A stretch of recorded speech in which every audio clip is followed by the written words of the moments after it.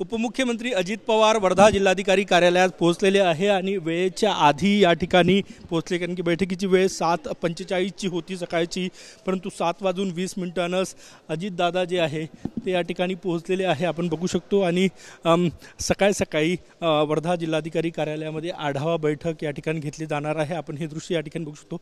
छोट्या छोट्या गोष्टी ज्या आहे त्या कार्यालयाची पाहणी करताना आपल्याला या ठिकाणी अजित पवार दिसत आहेत, वर्ध्याचे जिल्हाधिकारी यांच्यासोबत चर्चा करताना दिसत आहेत आणि एकूणच वेळेच्या आधी ही आढावा बैठक जी आहे ती या ठिकाणी सुरू होणार आहे। आपण हे दृश्य या ठिकाणी बघू शकतो। एकच कलर द्या ना, म्हणजे तुम्ही आता काळा कलरला बैठक सभागृह एक, तर तेच तो कंटिन्यू सगळीकडे फिरवत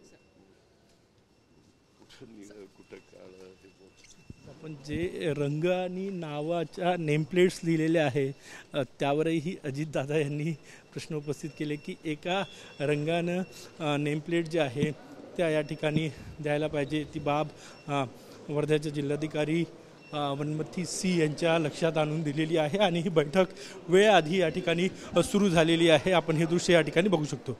कॅमेरामॅन सचिन सयामचं, गजानन लोमाटे, TV9 मराठी, वर्धा।